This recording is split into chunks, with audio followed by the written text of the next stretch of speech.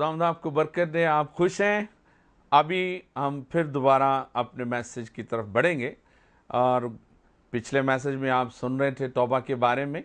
अभी फिर हम उसी को दोबारा आगे लेकर चलेंगे और देखेंगे कि तौबा के हवाले से खुदा हमसे क्या कलाम करता है। सो मैं हवाला फिर दोहराऊंगा।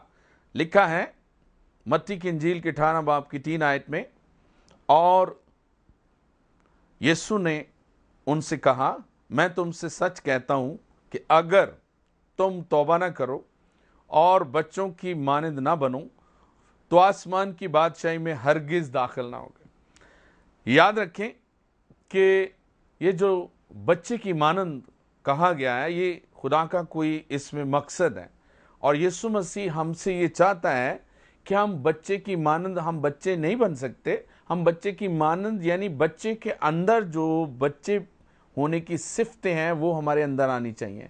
बच्चा ओबे करता है, बच्चा जो है वो हुक्म मानने में जल्दी करता है, बच्चा जिद जो करता है उसको हम दूसरी तरफ मोल्ड कर लेते हैं, लेकिन इसके बरक्स बड़ा कुछ जिद करे उसे मोल्ड करना मुश्किल हो जाता है।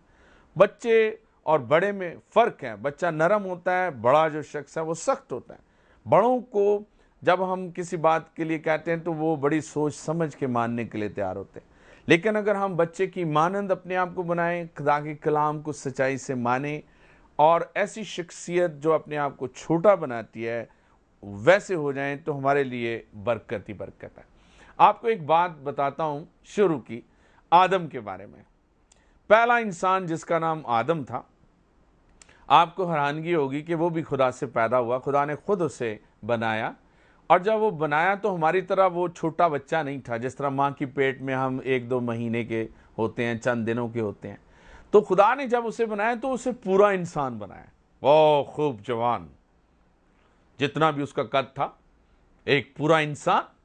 लेकिन बड़ा होने के नाते, पूरा होने के नाते वो था बच्चा, क्योंकि दिन के उसके बनाए जाने के दिन के हिसाब से वो छोटा था।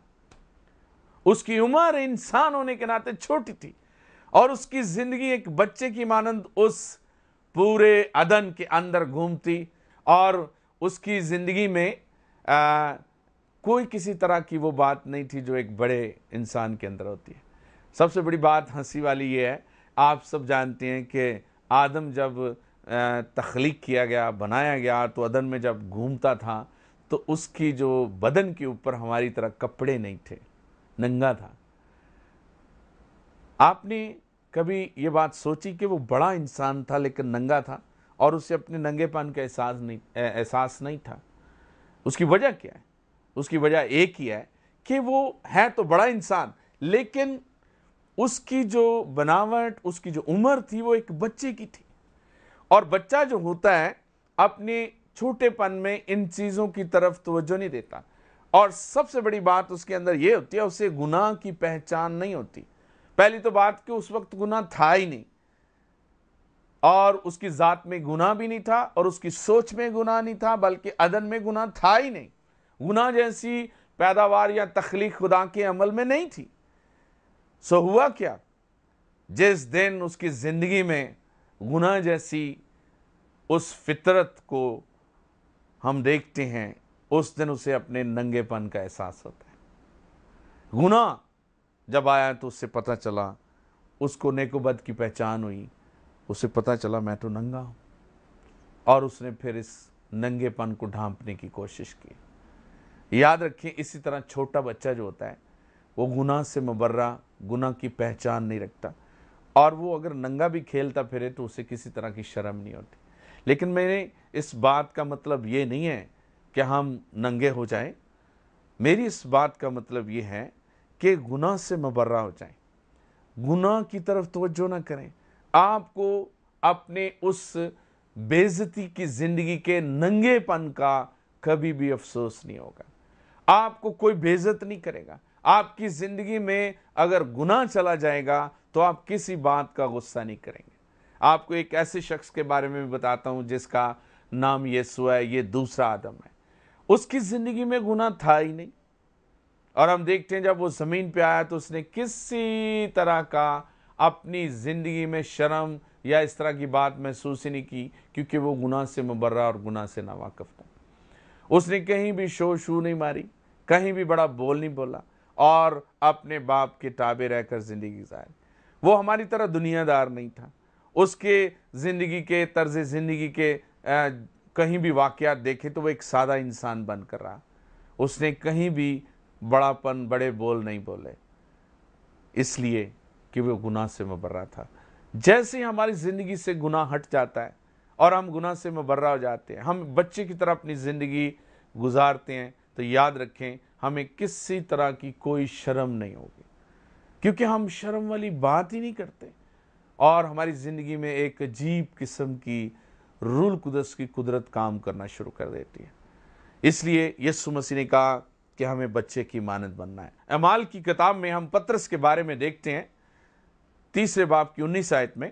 वहाँ पे पतरस और यूहन्ना जो थे एक मोजज़े के साथ नजर आते हैं और वहाँ पे लिखा है, पस तौबा करो और रजू लाओ ताकि तुम्हारे गुनाह मिटाए जाएं और इसी तरह खुदावंद के हजूर ताजगी के दिन आए।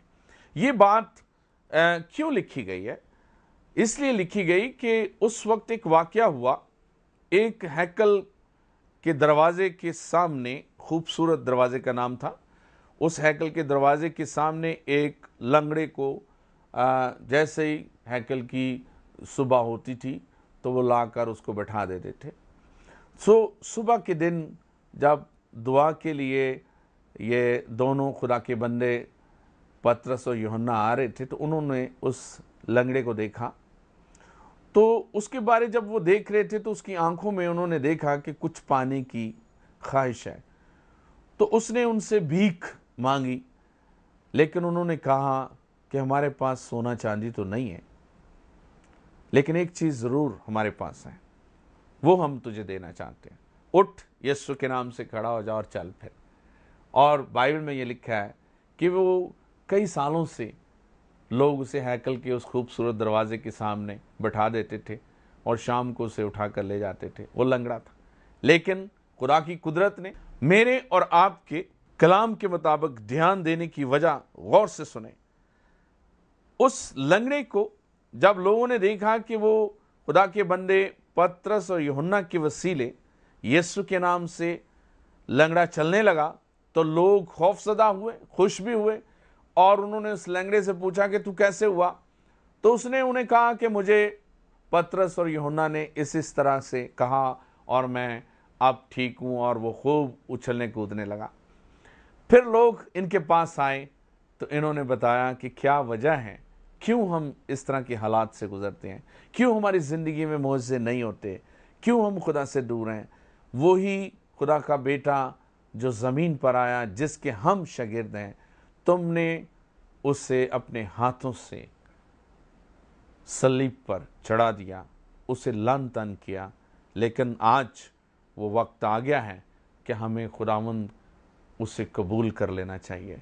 और उन्होंने सारी उस बात को दोहरा कर उन्हें कहा कि तुम्हें क्या करना चाहिए, तौबा करनी चाहिए।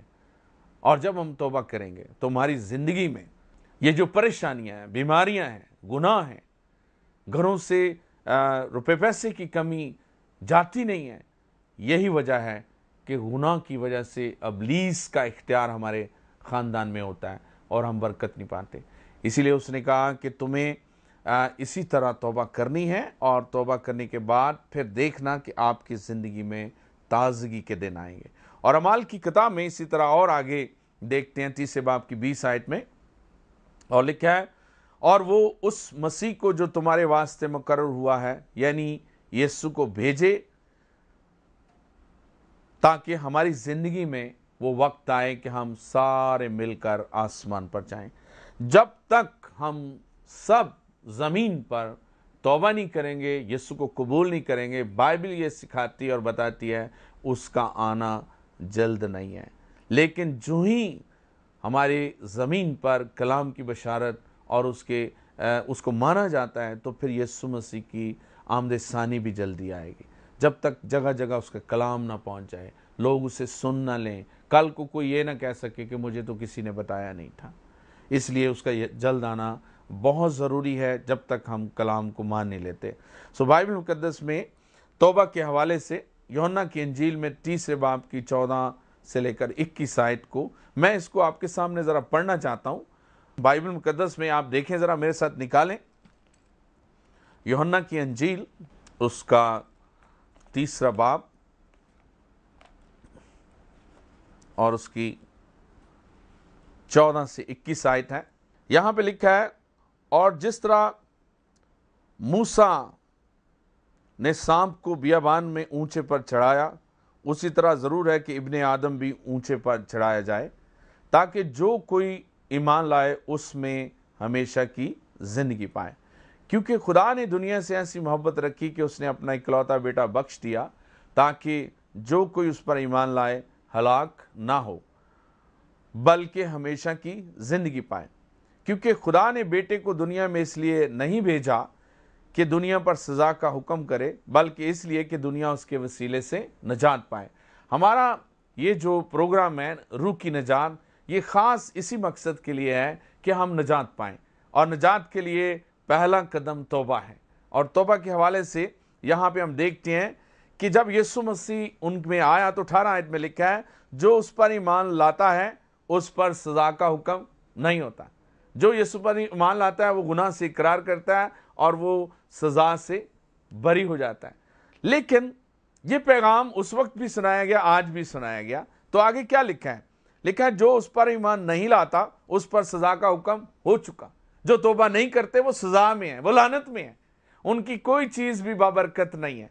और आगे लिखा है, इसलिए कि वो खुदा के इकलौते बेटे के नाम पर ईमान नहीं लाया, और सज़ा के हुक्म का सबब यह है कि नूर दुनिया में आया और आदमियों ने तारीकी को नूर से ज़्यादा पसंद किया। नूर यीशु मसीह है, कलाम है, दुनिया में आया, लेकिन लोग कलाम को, यीशु को, नूर को कबूल नहीं करते। तारीकी शैतान है, बुरे काम है, दुनियादारी है, लेकिन लोग इसको ज़रूर कबूल करते हैं। और तारीकी के कामों की वजह से क्या हुआ? जिसको उन्होंने पसंद किया, लिखा है इसलिए कि उनके काम बुरे थे। जो लोग बुरे हैं वो तारीकी को पसंद करते हैं, बुरे कामों को पसंद करते हैं, इसलिए कि वो बुरे हैं। लेकिन जो खुदा के खौफ में है वो नूर को पसंद करते हैं। और 20वीं आयत में लिखा है, क्योंकि जो कोई बदी करता है वो नूर से दुश्मनी रखता है और नूर के पास नहीं आता, ऐसा ना हो कि उसके कामों पर मलामत की जाए। मगर जो सच्चाई पर अमल करता है वो नूर के पास आता है, ताकि उसके काम जाहिर हों कि वो खुदा में किए गए हैं। अब मेरी एक बात सुने, अगर आप फर्ज करो आप स्मोकिंग करते हैं, सिगरेट पीते हैं, और कोई आपको मेरे जैसा बंदा, खुदा का बंदा कहता है कि भाई ये सिगरेट पीना ये मुज़र है बदन के लिए, आपकी अपनी जान के लिए नुकसानदेह है, इससे बीमारी पैदा होती है, कैंसर पैदा होता है, बीवी बच्चों को नुकसान होता है, ये अच्छी चीज़ नहीं है, तो वो आपके भले की बात कर रहा है, आपको कोई अच्छी राह दिखा रहा है।